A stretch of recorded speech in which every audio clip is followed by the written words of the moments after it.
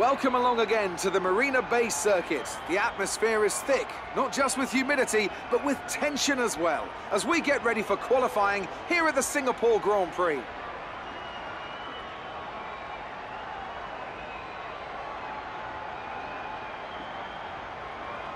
The competition is certainly heating up as we head into today's qualifying. Some impressive times showing up during the previous practice sessions. Anthony Davidson, do you think we can expect a similar level of skill to be showcased during today's qualifier? Well, I certainly hope so. The competition here is extremely tight, and I think we might see some very close times today. Remember, practice isn't just about fastest lap times though, it's about optimization, it's about ratifying your decisions. No one's going to be sweating small mistakes here and there, but in qualifying that all changes. You need to nail that perfect lap or face the consequences, and believe me, that's a lot of pressure.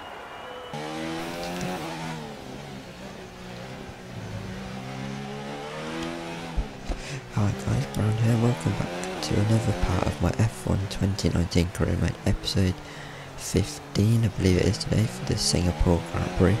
As you can see, we're here in qualifying and it's actually raining for qualifying, which is definitely something. Singapore has always been quite a strong track for me, especially since I've been using a wheel. I've been very strong around Singapore.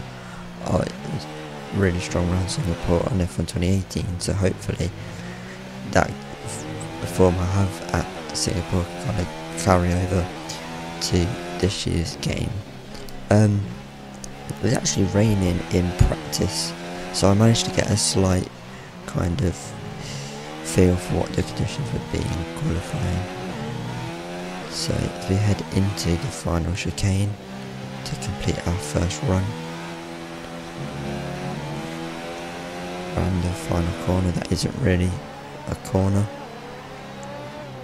across the line is 4th, instantly down to 6th, so that's what it's good. So we're definitely going to have to go again, and you see if we come to the end of the session we're currently sitting in P13, so we're safe, but just in case we cross the line, and that's going to be P9. I don't know what it is with P9, I seem to always, any lap we set in qualifying, just end up in P9. You can see those out of qualifying are Ricciardo, Norris, Stroll, Robert Kubica and Romain Grosjean in the Haas. So as we're into Q2 then, on our first run we hit the barrier, and I was really struggling at some corners just to get the car stopped and turned into the corner. You can see there I just understeered into the barrier, and that's the lap gone and half a front wing gone. So we're only going to get the one final run. You can see I'm simming on here, which some people say not to do. Some people say that the AI get quick whilst you're doing that, but I don't really think so. So we're on our lap, and I've mistimed it completely because the checkered flag's dropped before we've even got out onto the track, and we're going to be starting from P15 here in Singapore. It's going to be a long race from the back. Let's go and talk to Claire.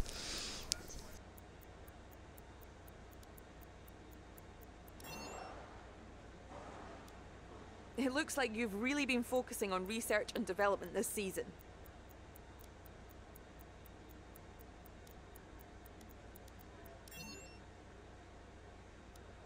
Your qualifying pace didn't put you at the front of the grid. Will this be a problem tomorrow?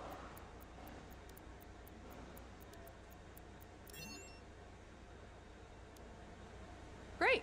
Well, that's everything. As the sun sets over the South China Sea, the sport that never sleeps is alert and raring to go.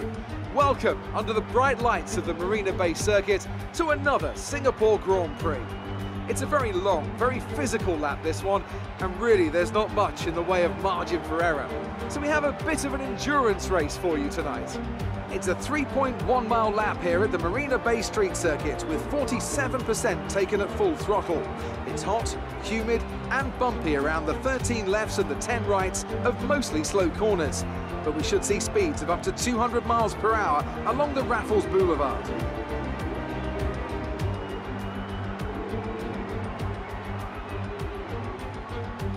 Joining me for today's race once again is Anthony Davidson. We should talk about Williams. What do you make of their performance so far this season? Well, the atmosphere within that team seems very positive at the moment. Everyone seems like they're in great spirits and having a lot of fun doing what they do, and that's definitely contributed to the performances we've seen.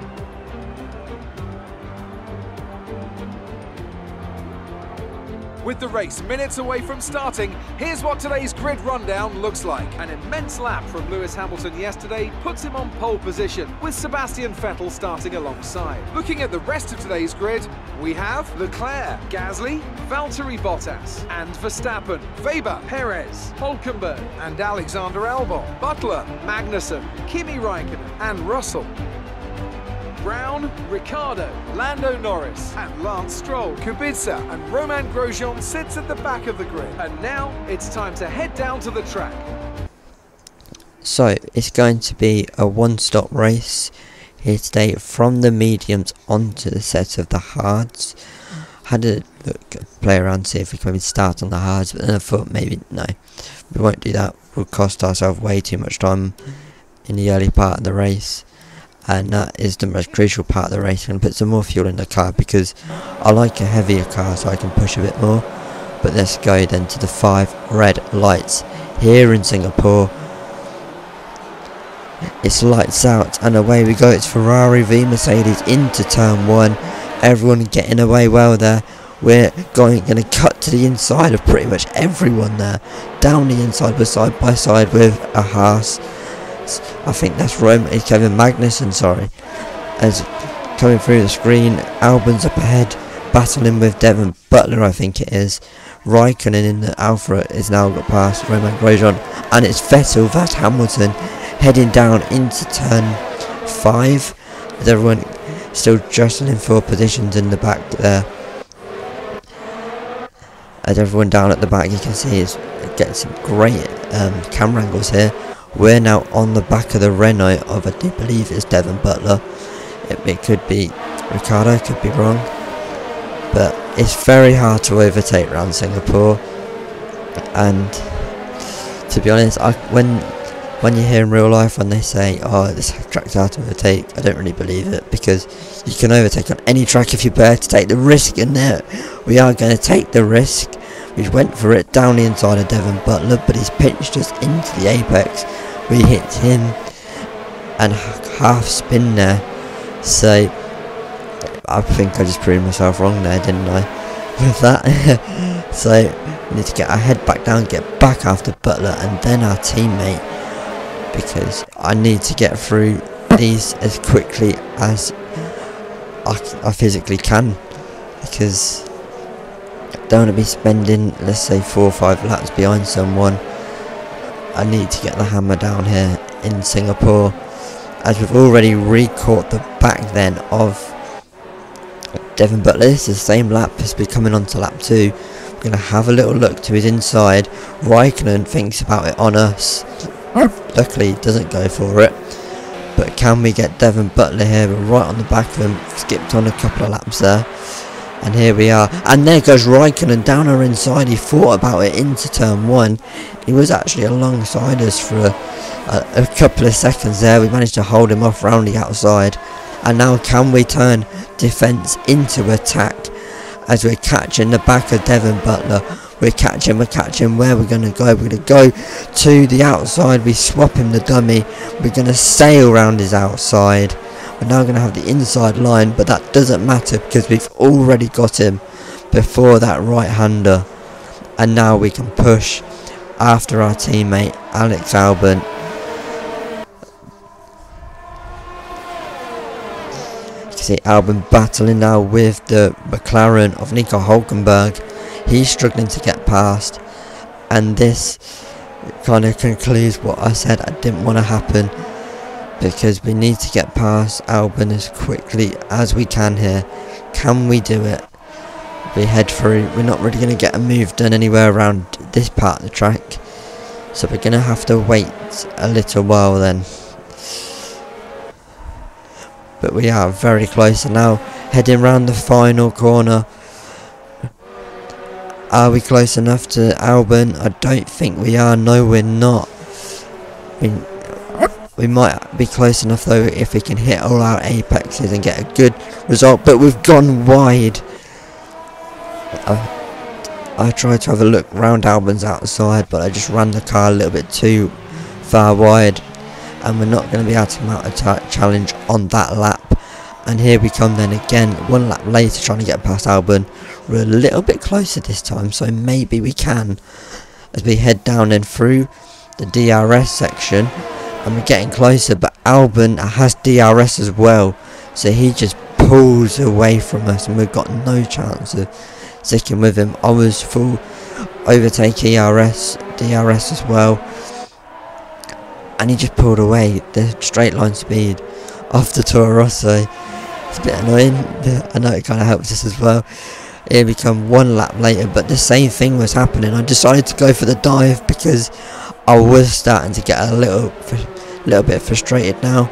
Obviously I've cut most of the lap out, but I was trying it everywhere, like left, right and centre, to try anywhere, try and put my car to try and get past Albon, and I just couldn't do it.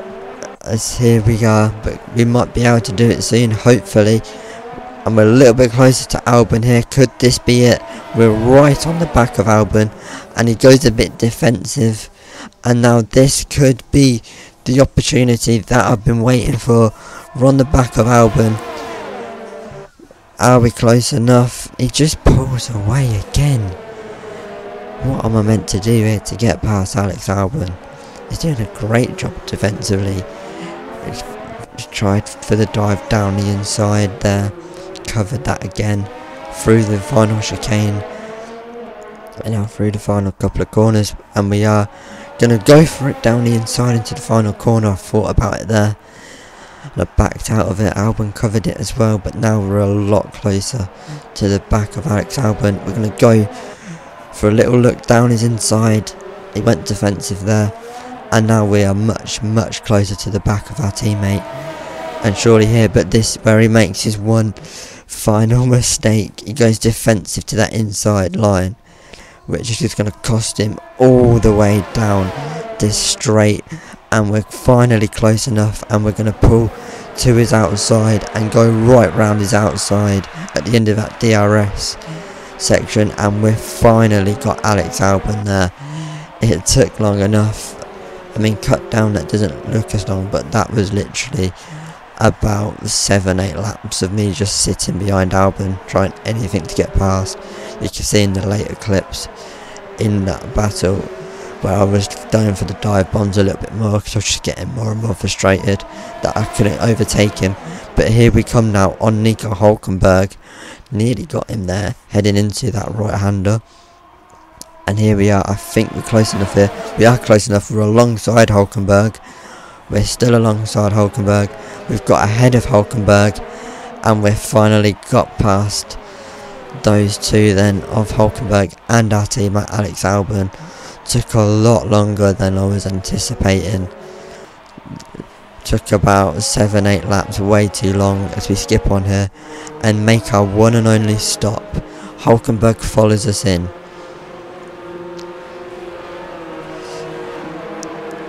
Hülkenberg, we have to make sure he doesn't beat us out here, because I don't fancy sitting behind him and trying to overtake him again. So on to the hard tyres we go, and that is our race then. Until the end, we just need to get these tyres to the end of the race now. Hopefully we can pull away from Hülkenberg.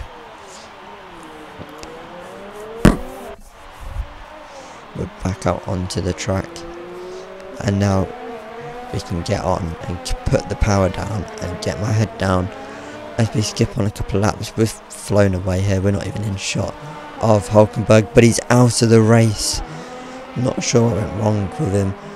Here you can see him pulled off. We've now got an onboard shot of it, so let's just listen in.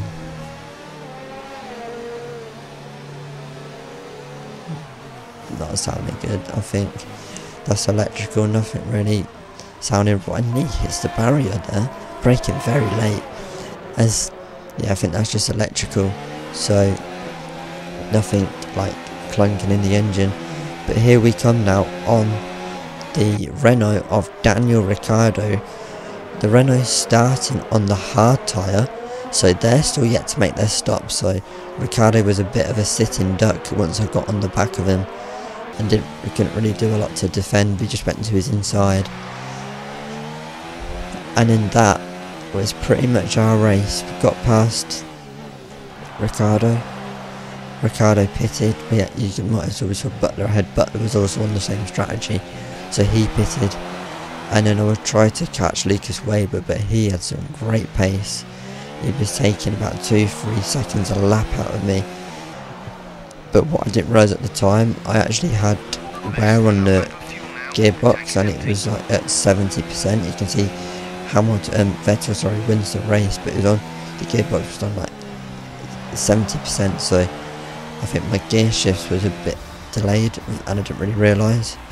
But we are going to come home for a P9. I think there was a lot more to be had in this race, but staying behind Albon and Hulkenberg and being able to get past them cost us how did they manage to achieve this win? Well, they certainly stood out as a driver with tons of confidence on the track. I think their ability to keep their cool, even during some of the more hectic parts of the race, meant they were able to capitalise on the mistakes of other drivers, giving them the opportunity to make their way to the top spot with ease.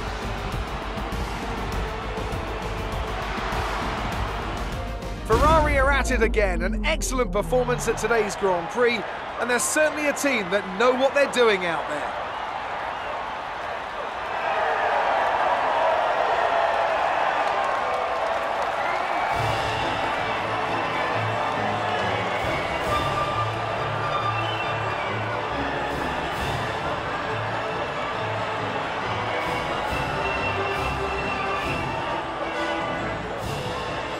So Sebastian Vettel wins the race from Lewis Hamilton and Charles Leclerc. Pierre Gasly finishing 4th, of course 9th. Albon finally getting a point.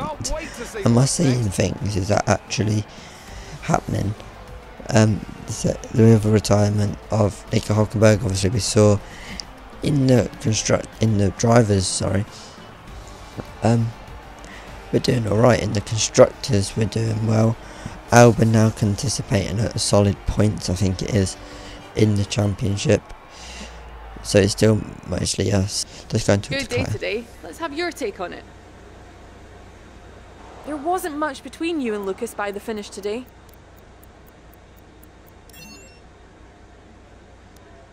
You really cut your way through the field today.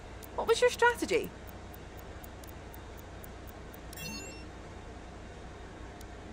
So talk us through what happened between you and your rival today.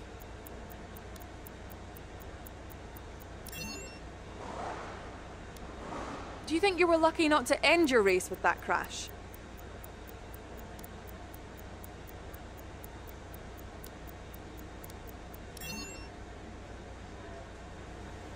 Great. Well, that's everything.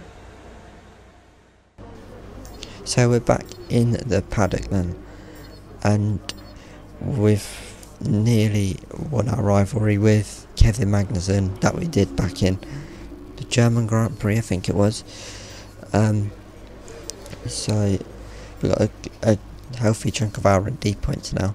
You can see them just occurring up at a minute, 1,600. A lot of the teams like us, which is always good. You want to be liked in the paddock, obviously. So looking in, you can see there's a transcript here. I'll keep it on screen for just a second. If you want to read that, you can pause the video. Let's look at the R&D, and we're going to do an upgrade on the engine side. Just thinking of the tracks that are coming up, we've got Russia next, that's a power track. Japan is sort of a power track. Then we've got Mexico, America, their power tracks as well. We're also going to do an upgrade on the chassis side, so hopefully that will come in for Russia, and then the other one should come in for Japan, hopefully. So we're going to also upgrade the gearbox, but that is pretty much it for this video. If you enjoyed, like, subscribe, all that stuff. Comment what you thought of the race down below. But until Russia, goodbye.